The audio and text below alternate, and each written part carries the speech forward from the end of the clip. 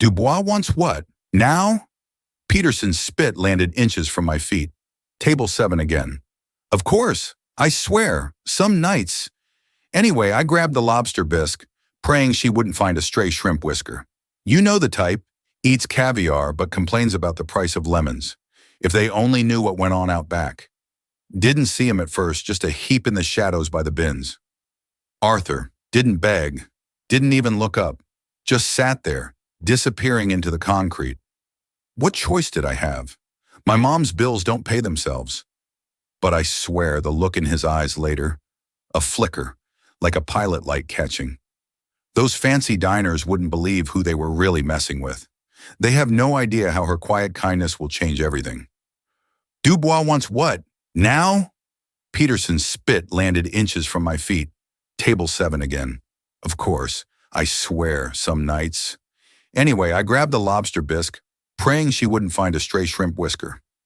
You know the type. Eats caviar, but complains about the price of lemons. If they only knew what went on out back. Didn't see him at first, just a heap in the shadows by the bins. Arthur didn't beg, didn't even look up, just sat there, disappearing into the concrete. What choice did I have? My mom's bills don't pay themselves, but I swear, the look in his eyes later. A flicker, like a pilot light catching. Those fancy diners wouldn't believe who they were really messing with. They have no idea how her quiet kindness will change everything. Chicago's November wind held a razor's edge. It sliced through the narrow alley behind Ethel Gard's, a 5-star haven on the Magnificent Mile, making Izzy shiver despite her haste. Inside, bathed in the golden glow of strategically placed lighting, million-dollar deals were being brokered over poached halibut. Outside, only the rats in despair thrived. And lately, Arthur. Izzy, officially Isabella Rossi, nursing student-turned-waitress, hated the shortcut, but it shaved precious minutes off her walk to the bus stop. Every second counted when you juggled double shifts and looming tuition bills. But every night for the past week, the hunched figure in the alleyway tugged at her. Tonight, the wind seemed particularly cruel, whipping at Arthur's threadbare coat like a malevolent spirit. Ethelgard's was Mr. Peterson's kingdom, and he ruled it with an iron fist and a meticulously groomed mustache. Each perfectly placed fork, each precisely timed wine pour, was a testament to his dedication to impeccable service. Table 7, Mrs. Dubois' table, was his Everest, and tonight Everest had complained again. "Rossi!" he'd hissed earlier, cornering Izzy near the dessert station. Mrs. Dubois finds her Chateau Margaux tepid. Ensure it is rectified. Immediately. Izzy bit back a retort about Mrs. Dubois' personality being far more tepid than any wine. Instead, she'd offered a practiced apology and scurried to find a replacement. That's what Peterson demanded: efficiency, subservience, and an almost inhuman ability to anticipate the whims of the obscenely wealthy. But the weight of that servitude pressed down on her. Each forced smile, each deferential nod, felt like another chip taken from her own soul. The tips, however, were what kept her going. They were the lifeline to her mother, struggling with medical bills back in Ohio. So she endured, gliding through the glittering dining room with a grace she didn't feel, a silent observer of a world she could only dream of. Finally, shift's end. The back alley offered no solace, only the greasy stench of overflowing dumpsters and the ever-present chill. And tonight, Arthur. He sat as always, a silent sentinel against the brick wall, his face obscured by shadows. The flickering fluorescent light above the service door did little to penetrate the gloom. He was a fixture now, another forgotten piece of the urban landscape. Izzy had initially ignored him, clinging to the anonymity that city life afforded. She had her own problems, her own burdens. What could she possibly do for a man who seemed so utterly lost? But something in his quiet stillness, the way he never begged or bothered anyone, kept her gaze drawn to him. He simply existed, a stark reminder of the fragility of life. Tonight, however, something was different. The wind seemed to burrow into him, shaking his frail frame. A sudden gust tore at his coat, revealing a glimpse of bare skin beneath. Izzy's conscience pricked. He looked utterly defeated.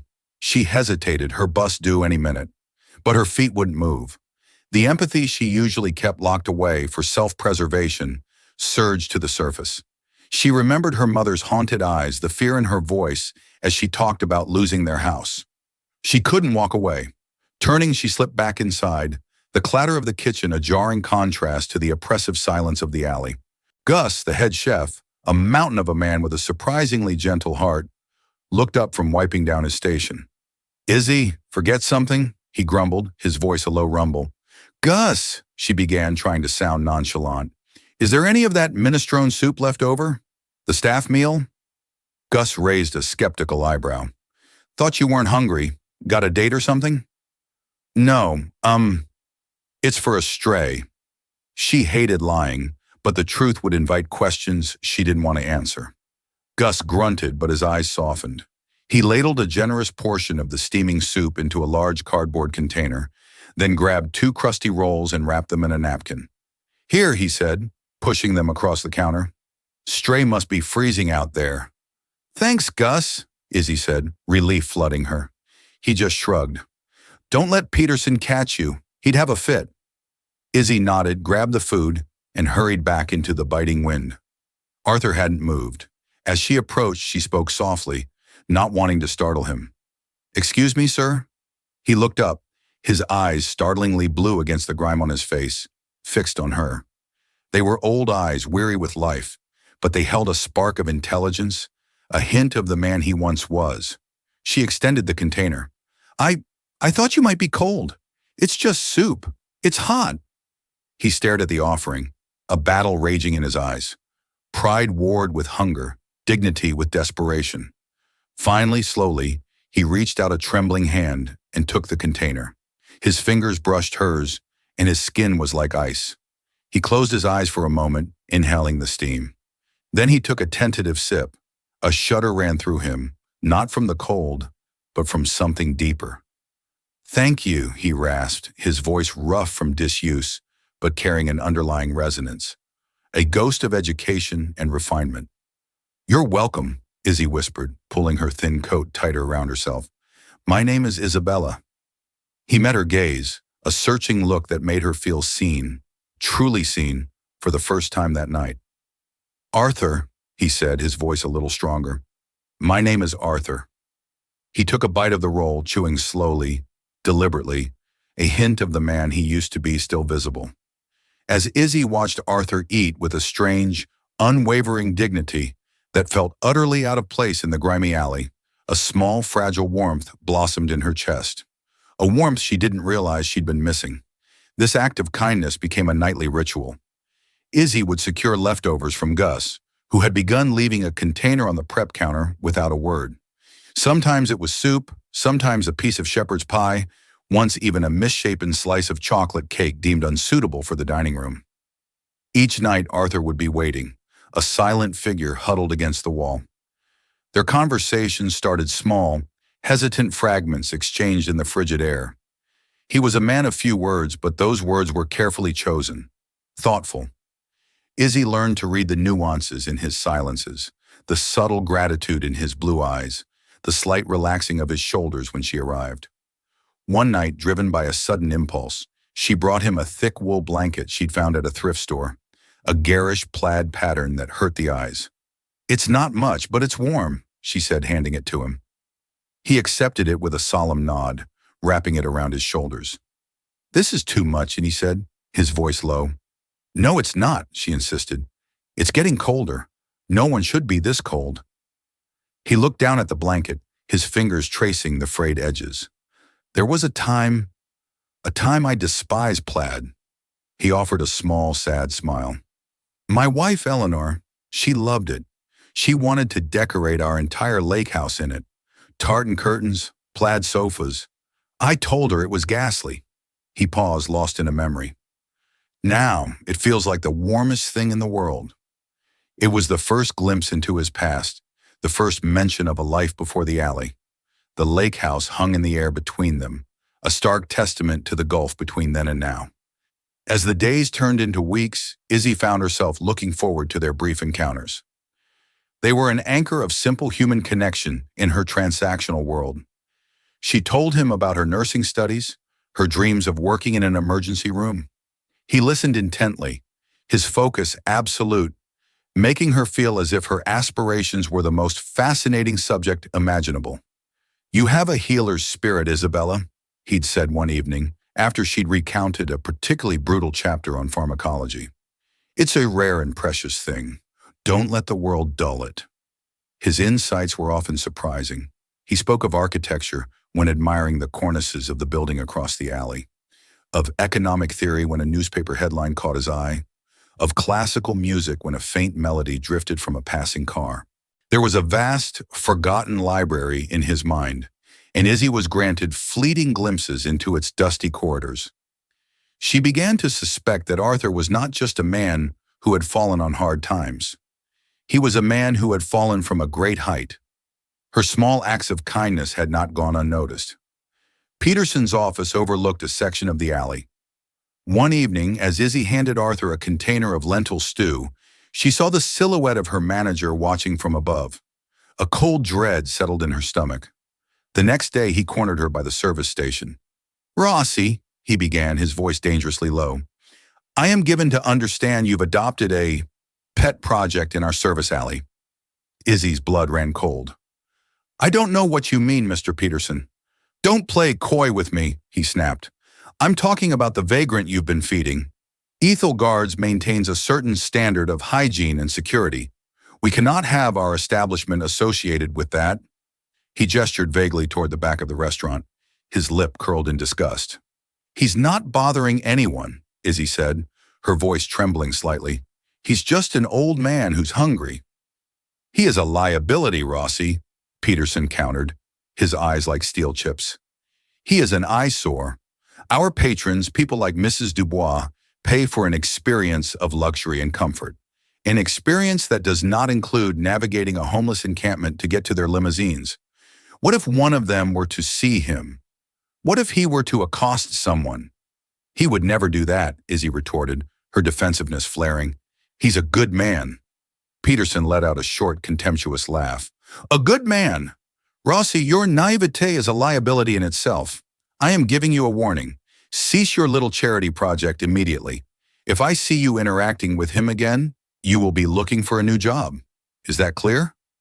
The threat hung in the air, suffocating her. This job was her lifeline. Without it, her mother's situation would become dire, her own future an impossible dream. Fear warred with a stubborn sense of injustice. Why was it so wrong to show a little compassion? That night, she hesitated at the kitchen door, the container of chicken paprikash feeling heavy in her hand. Peterson's threat echoed in her ears. She could just leave, go home, and pretend she'd never met Arthur. It would be the safe thing to do, the smart thing. Her life was complicated enough, but then she pictured him out there alone in the biting cold, waiting. He would think she had abandoned him, that her kindness had been a fleeting whim. The thought was unbearable. In a world that had already taken everything from him, she couldn't bear to be another person who turned her back. Taking a deep breath, she pushed the door open and stepped into the alley. Arthur was there, huddled under his plaid blanket. A look of profound relief washed over his face when he saw her. "I was worried," he said simply. "I'm sorry I'm late," she said, handing him the food. She didn't mention Peterson. She didn't want to burden him with her problems. As he ate, she found herself studying his face, trying to piece together the man he had been. His hands, though calloused and grimy, had long, elegant fingers. His brow, when not furrowed with worry, was high and intelligent. He had the bone structure of a man used to being in charge, used to being listened to. "Arthur," she asked quietly, "if you don't mind me asking, what did you do before?" He paused, a piece of chicken halfway to his mouth. He looked out into the darkness of the alley for a long time before he answered. "I was a builder," he said, his voice barely a whisper. "Not of houses, not with my hands. I built companies. I took ideas, small sparks, and I breathed life into them. I built things that were meant to last." His words were heavy with a sorrow so deep it seemed to absorb the meager light around them. A builder of companies, a man with a lake house, and a wife who loved plaid. The puzzle pieces were beginning to form a picture, but it was a tragic one. What happened? She asked, unable to stop herself. He shook his head slowly, a gesture of finality. A storm came, he said, his voice cracking, and I wasn't strong enough to hold the walls up. They came crashing down, and I was buried underneath. He looked at her, his blue eyes swimming with unshed tears. Sometimes, Isabella, it's easier to stay buried than to try and dig yourself out. A profound sadness settled over Izzy. She wanted to help, to do more than just provide a nightly meal, but she was just a waitress, struggling to keep her own head above water. As she left him that night, the weight of Peterson's threat and Arthur's tragic history felt like a physical burden. She was walking a tightrope, and the winds were picking up. She could only hope she had the strength not to fall. The first Friday of November descended upon Chicago with a frigid, sleeting vengeance. It was the kind of weather that drove everyone with a choice indoors, and for Ethel guards that meant a full house. The restaurant was buzzing, a hive of warmth and expensive perfume, a stark contrast to the miserable world outside. Izzy moved through the controlled chaos with practiced efficiency, balancing plates laden with seared scallops and foie gras. But her mind was elsewhere, on Arthur, alone in the alley with only his thin coat and the thrift store blanket, on the icy rain, on Peterson's threat. The immediate cause of her anxiety, however, was seated at table 7. Mrs. Dubois, a woman whose wealth was matched only by her sense of entitlement, was holding court with 2 other women of similar vintage. Mrs. Dubois was one of Peterson's most prized regulars, and tonight her face was a mask of pinched displeasure. "This Chateaubriand," she announced to Izzy, poking at the perfectly cooked piece of beef as if it were a dead rodent, "is tragically underseasoned. Have Chef Gus's taste buds gone on holiday?" "I am very sorry, madame. I will have the kitchen prepare another for you immediately," Izzy said, her smile feeling like a cheap plastic veneer. "See that you do," Mrs. Dubois sniffed before turning back to her friends. "And another thing, the element that this establishment is attracting lately, it's simply appalling. On my way in, my driver had to navigate around a filthy transient who has apparently set up camp in the service alley. He was staring at my car. Can you imagine?" Izzy's heart hammered against her ribs. She kept her face impassive, murmuring another apology as she collected the plate. But Mrs. Dubois wasn't finished. "A restaurant of this caliber should not have such refuse loitering about. It lowers the tone. It's a security risk. I shall have to have a word with Mr. Peterson." The threat was a promise. Izzy fled to the kitchen, her hands shaking. She delivered the complaint to Gus, who rolled his eyes and cursed Mrs. Dubois under his breath before firing up a new steak. But the damage was done. Izzy knew Peterson would have overheard the complaint or would hear it directly from the woman himself soon enough. For the next hour, she worked on autopilot, her stomach churning with dread. Every time she saw Peterson striding through the dining room, she flinched, expecting him to confront her. He didn't. He was waiting. She knew he was waiting for the opportune moment, a time when he could make an example of her. The end of her shift couldn't come soon enough. She had managed to wrap up a thick slice of pot roast and some roasted vegetables for Arthur. Her hands trembled as she pushed open the back door. The alley was darker than usual, the sleet turning to a wet, heavy snow that blanketed everything in a grimy slush. Arthur was there, shivering violently, his plaid blanket soaked through. He looked up at her, his face pale and drawn. "Isabella," he said, his teeth chattering, "you shouldn't be out in this." "Neither should you," she replied, her voice choked with worry. She handed him the warm container. "Here, eat this quickly." As his numb fingers fumbled with the lid, the alley was suddenly flooded with a harsh, bright light. The service door slammed open, and Mr. Peterson stood there silhouetted like a villain in a cheap play. He was not alone. 2 large, burly security guards flanked him. "Well, well, Rossi," Peterson's voice cut through the air, sharp and cruel. "I believe I gave you a very clear instruction." Izzy froze, her heart leaping into her throat. Arthur shrank back against the wall, his eyes wide with fear. "Mr. Peterson, please," Izzy began. "It's snowing. He has nowhere to go." "That is not my concern," Peterson sneered, taking a step forward. His expensive leather shoes squelched in the slush. He looked down at Arthur with utter contempt. "You! On your feet! You are trespassing on private property. Collect your garbage and be gone." Arthur struggled to stand, his limbs stiff with cold.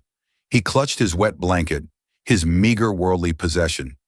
I wasn't bothering anyone," he stammered. "Your very presence is a bother," Peterson spat. "You are a blight, a health hazard." He turned to the guards. "Escort this man off the premises and make sure he doesn't come back." The two guards moved toward Arthur, their faces impassive. One of them reached out to grab Arthur's arm. "No!" Izzy cried, stepping between them. "Stop it! You can't do this!" "Get out of the way, Rossi," Peterson warned, his face darkening with fury. "You are fired. Is protecting this bum worth your job?" For a split second, Izzy hesitated. Her mother's face flashed in her mind, the medical bills, the student loans. Everything she had been working for was about to be destroyed. She could step aside, let it happen, and maybe beg for her job back tomorrow. But then she looked at Arthur. She saw the terror in his eyes, the utter humiliation. He was a human being, and he was being treated like trash. The healer's spirit he had spoken of rose up in her, fierce and protective. Her fear was eclipsed by a white-hot rage. "Yes," she said, her voice ringing with newfound strength. "It is. You can't treat people this way. He is a person. He deserves dignity." "Dignity?" Peterson laughed, a horrible, sharp sound. "He forfeited his dignity when he chose to live in the gutter." He nodded to the guards. "Remove them both if you have to." One of the guards shoved Izzy aside. She stumbled, catching her balance on the slippery ground. The other guard grabbed Arthur's blanket and tossed it into a puddle of slush. He then seized Arthur by the collar of his thin coat, preparing to drag him away. "Get your hands off him!" Izzy screamed, lunging forward. Suddenly, a new sound cut through the tense standoff. It was the purr of a powerful, expensive engine. A sleek black sedan, a Bentley Mulsanne, had turned into the mouth of the alley, its LED headlights cutting through the falling snow like lasers. The car glided to a silent stop just a few feet away, its presence so incongruous in the filthy alley that everyone froze. The driver's side door opened and a man emerged. He was tall, impeccably dressed in a tailored charcoal suit that probably cost more than Izzy's car. He had dark hair, sharp features, and an air of intense, formidable authority. His eyes, a startlingly familiar shade of clear blue, scanned the scene with cold, analytical fury. He looked from the cowering security guards to the sneering Peterson to the defiant Izzy, and finally his gaze landed on the old man being manhandled against the wall. The man's face, which had been a mask of cold anger, crumpled. The authority vanished, replaced by a look of raw, gut-wrenching shock and a pain so profound it seemed to suck the air out of the alley. Peterson, momentarily flustered by the appearance of such an obviously important person, puffed out his chest. "Sir, I apologize for this disturbance. This is an internal security matter. We are just clearing out some riffraff." The man in the suit didn't even look at him. His entire focus was on Arthur. He took a hesitant step forward, then another, his expensive shoes heedless of the filthy slush. His voice, when it came out, was a strangled whisper, a sound of disbelief and agony that seemed to tear from the very depths of his soul. "Dad!" The word hung in the frozen air, heavy and unbelievable. "Dad." For a moment, no one moved. The security guards froze, their hands still on Arthur. Mr. Peterson's sneer faltered, replaced by a slack-jawed expression of utter confusion. Izzy stared, her mind struggling to connect the dots. The man in the suit, a portrait of wealth and power, and Arthur, the homeless man she had been feeding in the alley. The juxtaposition was impossible, a scene from a surrealist film. Arthur, for his part, looked as though he had seen a ghost. He stared at the younger man. His blue eyes bore with a mixture of shame, fear, and a flicker of something long buried. He seemed to shrink further into himself, as if wishing the brick wall behind him would swallow him whole. The man in the suit took another step forward, his gaze never leaving Arthur's face. "Dad, is it really you?" His voice was ragged with emotion. Mr. Peterson finally found his had been feeding in the alley. The juxtaposition was impossible, a scene from a surrealist film. Arthur, for his part, looked as though he had seen a ghost. He stared at the younger man. His blue eyes bore with a mixture of shame, fear, and a flicker of something long buried. He seemed to shrink further into himself, as if wishing the brick wall behind him would swallow him whole. The man in the suit took another step forward, his gaze never leaving Arthur's face. "Dad, is it really you?" His voice was ragged with emotion. Mr. Peterson finally found his voice, though it was a reedy, uncertain thing. "Sir, I believe there must be some mistake. This man is a vagrant, I assure you." The man's head snapped toward Petersonen. The cold fury returned to his eyes, magnified a hundredfold. It was a look of such chilling intensity that Petersonen physically recoiled. "Did I speak to you?" the man said, his voice lethally quiet. Peterson's mouth opened and closed like a fish. No, sir. Mr. Vance, I didn't realize Vance." The name hit Izzy like a physical blow. Nathaniel Vance, the reclusive, mega-successful CEO of Vance Holdings International, the parent company that owned Athol Guards and dozens of other high-end establishments. A man famous for his ruthless business acumen and for being intensely private. He was a legend, a phantom figure whose picture was rarely seen, and he was standing in their garbage alley calling a homeless man dad. Nathaniel Vance ignored Peterson completely, turning his full attention back to Arthur. "What happened to you?" he whispered, his voice cracking. "I looked for you for years. I thought you were gone." He reached out a hand, then let it drop, as if unsure of what to do. Arthur finally spoke his voice, a dry rasp. "Nathaniel, you should not be here." His eyes darted around the alley at the guards, at Peterson, at Izzy. The shame on his face was a palpable thing. "I own this building," Dad Nathaniel said, a bitter edge to his tone. "I have every right to be here. The question is, why are you here like this?" His gesture encompassed the tattered coat, the slush-covered ground, the entire miserable scene.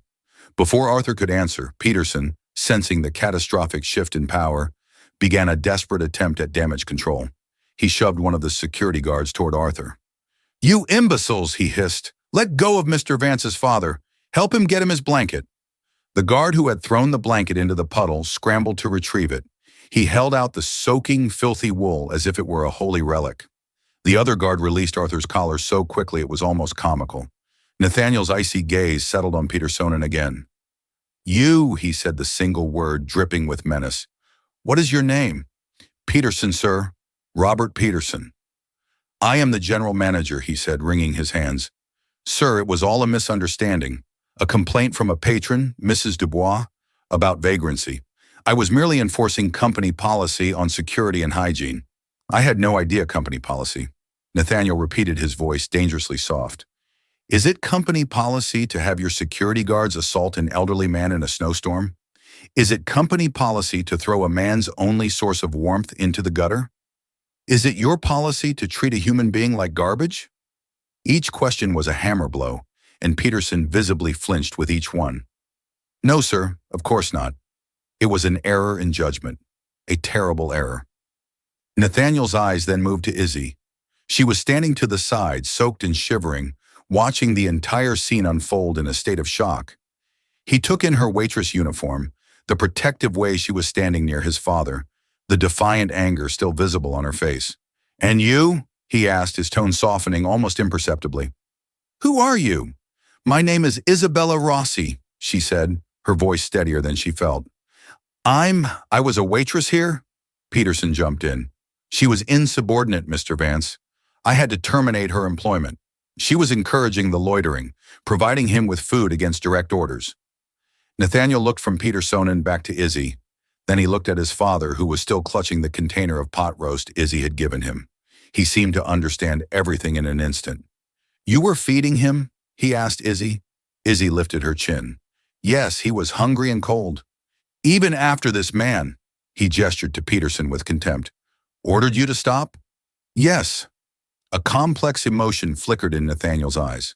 Surprise, respect, perhaps even gratitude.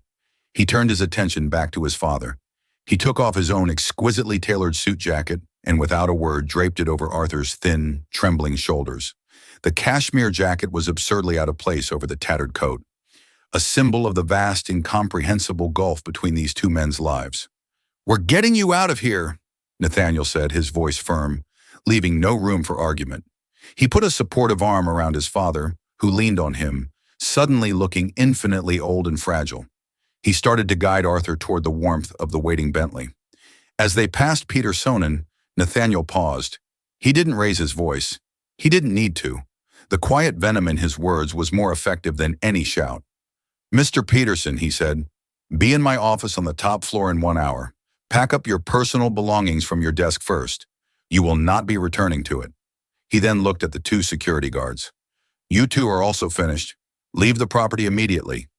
He looked back at Izzy, who was still standing rooted to the spot, drenched and jobless, and utterly bewildered. "Miss Rosie," he said, his voice now a command, "you will come with us." It wasn't a question. He helped his father into the plush leather interior of the Bentley. He then held the door open for Izzy, his blue eyes meeting hers. She saw in them the same intelligence she had seen in Arthur's, but sharpened by a lifetime of wealth power and a deep, simmering anger. Numbly, she slid into the car, the scent of rich leather and quiet luxury overwhelming her senses. The heavy door closed with a silent, definitive thud, shutting out the alley, the falling snow, and the ruined figure of Mr. Peterson. The car pulled away as smoothly as a sea, leaving behind one world and entering another, more complicated one. Izzy sat in the cavernous back seat next to a homeless man in a billionaire's jacket. Her life having just been irrevocably, terrifyingly, and completely turned upside down, the Bentley moved through the streets of Chicago with an imperious silence, its interior a cocoon of warmth and quiet against the storm outside. Izzy sat on the edge of the supple leather seat, acutely aware of her damp, cheap uniform and the slush melting from her shoes onto the plush carpeting. Beside her, Arthur was huddled under Nathaniel's jacket, staring out the window. His reflection, a ghostly image superimposed over the glittering rain-streaked city lights. He looked small and lost in the opulent space. In the front passenger seat, Nathaniel Vance was a coil of barely controlled tension. He spoke quietly into his phone, his voice clipped and authoritative. "Clear my morning, all of it. Yes, I don't care who it is, and have Dr. Alistair Reed meet me at the penthouse in 1 hour. Tell him it's an emergency, a personal one, and get me everything you can find on a Robert Peterson general manager at the Michigan Avenue Ethel Guards. I want it all." He ended the call and the silence in the car became heavy, filled with the unsaid history of years. The car descended into a private underground garage and came to a stop in a reserved spot before a private elevator. A security detail materialized, discreet and professional, flanking them as Nathaniel led his father and a stunned Izzy into the elevator. The ascent was silent and dizzyingly fast. When the doors opened, they opened directly into a sprawling penthouse apartment that seemed to occupy the entire top floor of the skyscraper. Floor-to-ceiling windows revealed a breathtaking panorama of the Chicago skyline. The city lights a glittering carpet below. The apartment was a masterpiece of minimalist design. All clean lines, polished chrome, and vast open spaces furnished with art that probably cost more than her family home. It was beautiful, but told less a home than a museum. Nathaniel led his father to a large cream-cold sofa. Arthur sat down stiffly, looking profoundly uncomfortable, clutching the suit jacket around him like a shield. "I'll get you some dry clothes," Nathaniel said, his voice strained before disappearing down a long hallway. Izzy stood awkwardly by the door, unsure of what to do or where to go. She felt like an intruder in this deeply personal, deeply painful family reunion. Arthur looked at her, his expression a mixture of gratitude and deep mortification. "Isabella," he said, his voice, "I am so sorry you were dragged into this, for what this has cost you." "Don't apologize," she said, walking over to him. "I'm glad you're safe and warm. That's all that matters." Nathaniel returned with a thick cashmere robe and a towel. He knelt before his father, his movements stiff. "Dad, you need to get out of those wet things." There was an agonizing awkwardness as Nathaniel helped his father, whose hands were trembling too much to manage the buttons out of the damp, tattered layers. Underneath, he was painfully thin, his body a frail shadow of what it must have once been. As Nathaniel wrapped the warm robe around him, Izzy saw the younger man's jaw clench, his eyes shimmering with an unspeakable pain. Once Arthur was settled, wrapped in the robe, and with a blanket over his legs, Nathaniel finally turned his full attention to Izzy. He gestured to another chair. "Please sit, Miss Rosie." He sat opposite them, the vast living room feeling like an interrogation chamber. "I owe you an explanation," he began, though his words seemed directed more at the air between him and his father than at Izzy, and a profound debt of gratitude. He looked at his father. "I haven't seen him in 10 years. Not since the funeral." The silence that followed was thick with meaning. "After my mother Elena passed away," Nathaniel continued, his voice tight, "everything fell apart. She was the heart of our family. My father, he wasn't just grieving. He was swallowed by it. He was the founder and CEO of Vance Development, one of the biggest commercial real estate firms in the Midwest. He built it from nothing. But after Mom died, he lost his fire. He stopped going into the office, stopped taking calls." Arthur stared at his hands, his face a mask of old pain. "I was young." Nathaniel went on, a note of self-rumination in his voice. 24, ambitious, angry. I saw his grief as a weakness. I saw the company, his life's work, crumbling. His business partner, a man he trusted like a brother, Marcus Sterling, was circling like a vulture. Marcus. Arthur whispered the name, tasting like poison. I tried to warn him. Nathaniel said his frustration from a decade ago, still raw.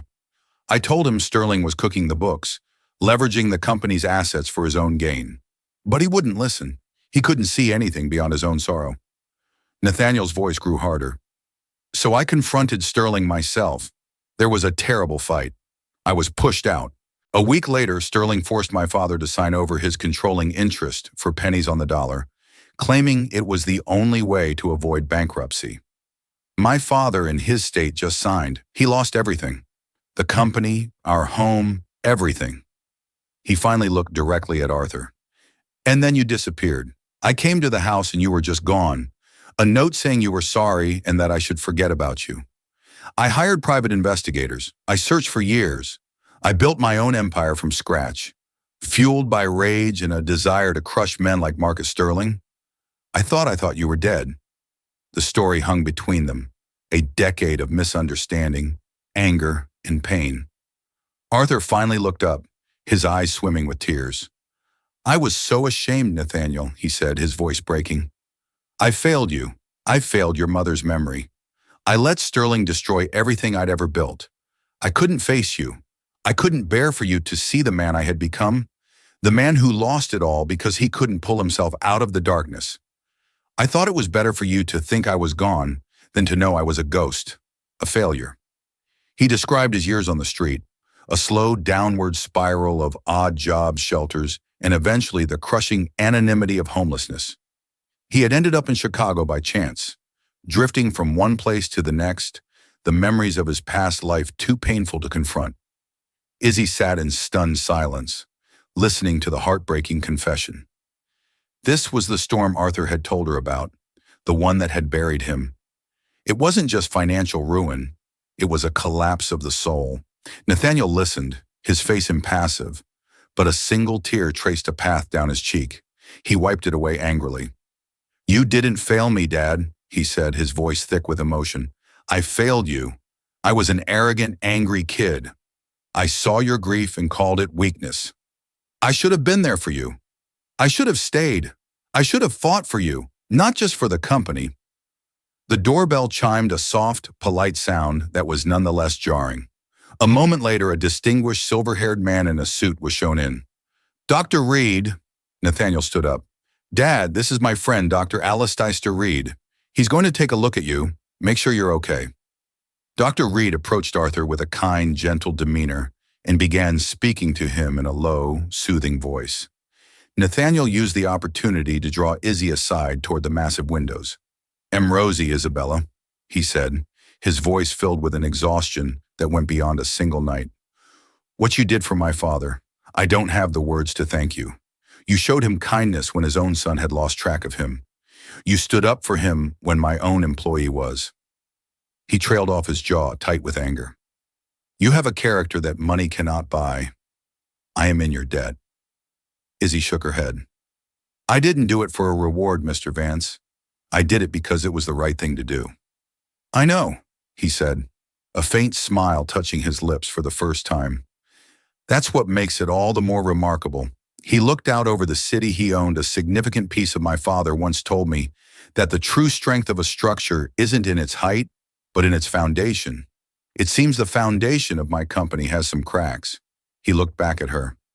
And I think you are exactly the kind of person I need to help me fix them. The hour that Nathaniel had given Mr. Peterson had elapsed. Right on schedule, a notification pinged on Nathaniel's phone. He straightened his tie, his face hardening back into the mask of the ruthless CEO. If you'll both excuse me for a moment, he said to Izzy and Dr. Reed, who was now checking Arthur's blood pressure. I have some garbage to take out. He walked over to a large desk in the corner of the room and touched a screen. A video feed appeared showing Mr. Butt Peterson sitting nervously in a sterile white conference room on the top floor of the Ethelgard's building.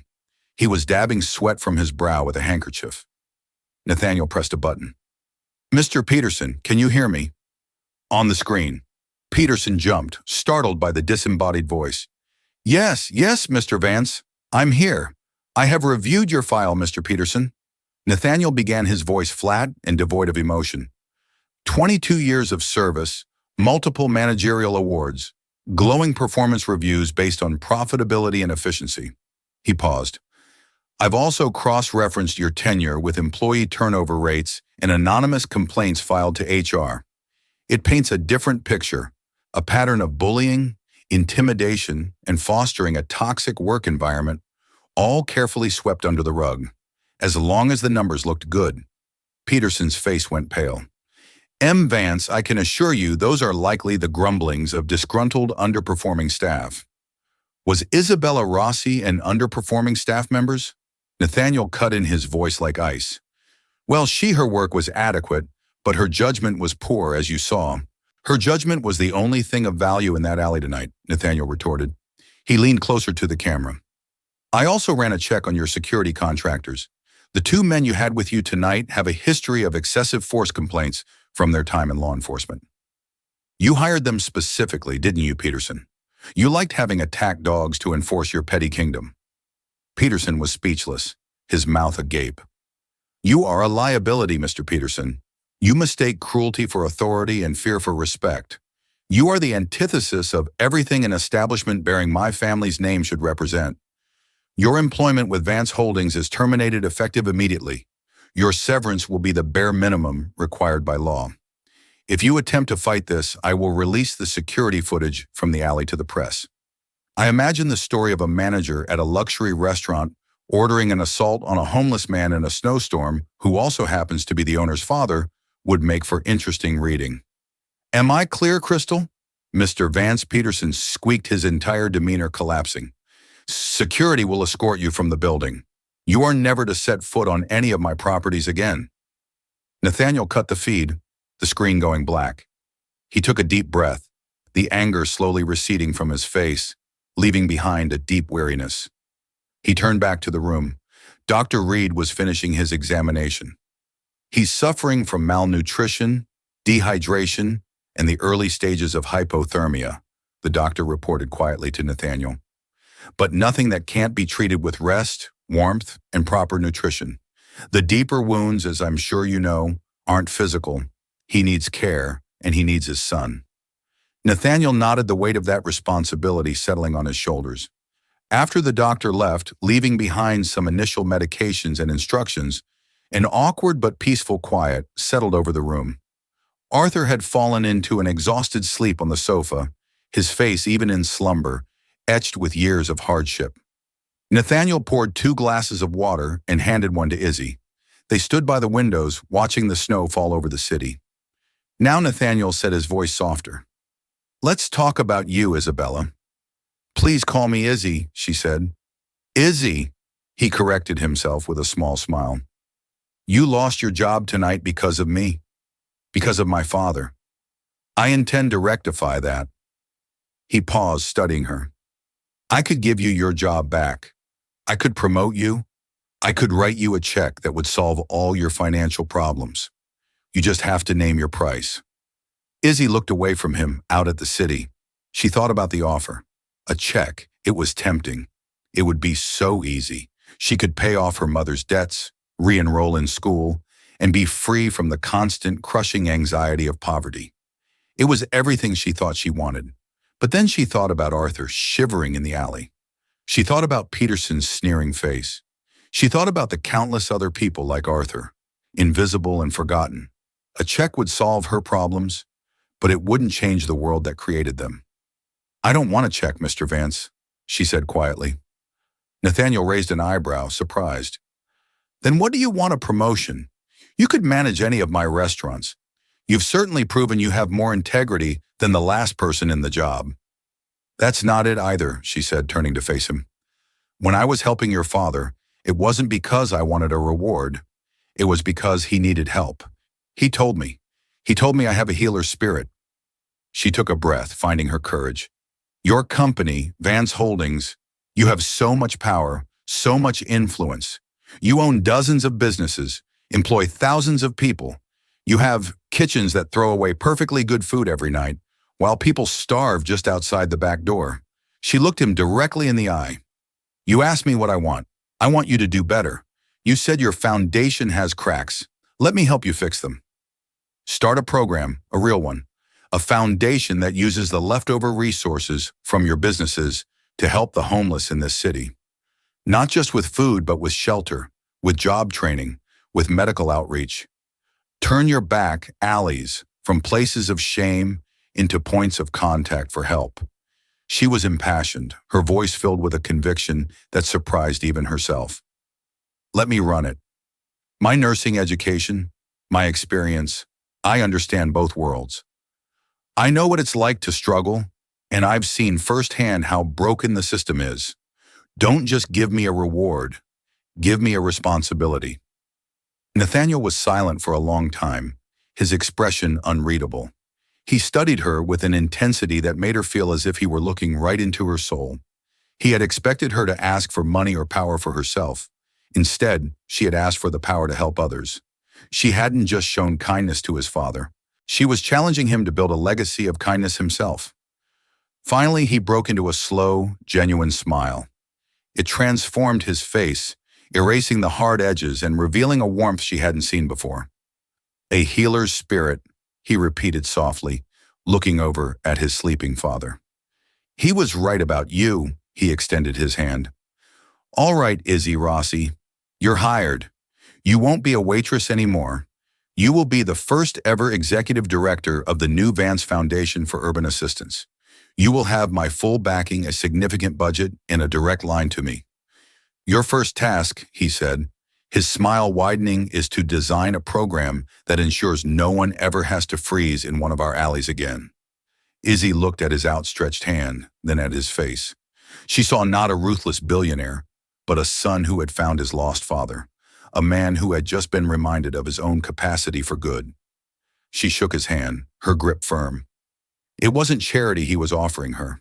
It was a chance to build something that would last. 6 months later, spring had thawed the Chicago frost, and with it the years of coldness between father and son. Arthur, now living in a quiet brownstone, found peace in his garden and in the daily visits from Nathaniel. They were rebuilding their lost decade, not with grand gestures, but with shared silence and quiet understanding. Arthur saw the lonely man beneath his son's powerful exterior, and Nathaniel finally saw his father's past, not as a failure, but as a wound that was finally healing. The Vance Foundation, with Izzy at the helm, had become a beacon of hope. The Ethelgard project transformed the company's service alleys from places of neglect into hubs of compassion, distributing food and resources. Izzy's purpose radiated from her, and Nathaniel found himself increasingly drawn to her fire.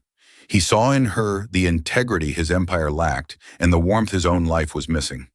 One evening, standing in the very alley where their lives collided, he confessed his feelings. He saw not just a brilliant director, but the woman he was falling in love with. In his eyes, Izzy saw not a billionaire, but a man rebuilding his own heart. She took his hand, ready to build a new project together.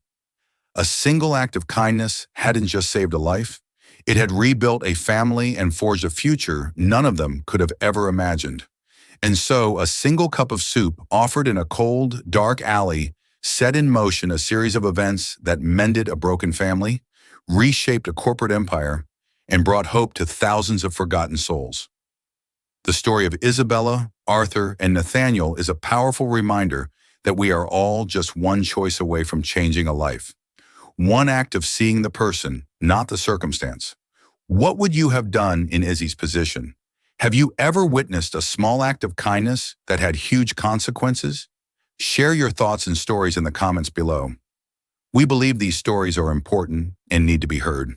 If this story touched your heart, please give this video a like and share it with your friends and family. And don't forget to subscribe and hit the notification bell so you won't miss our next story about the incredible power of the human spirit. Thank you for listening.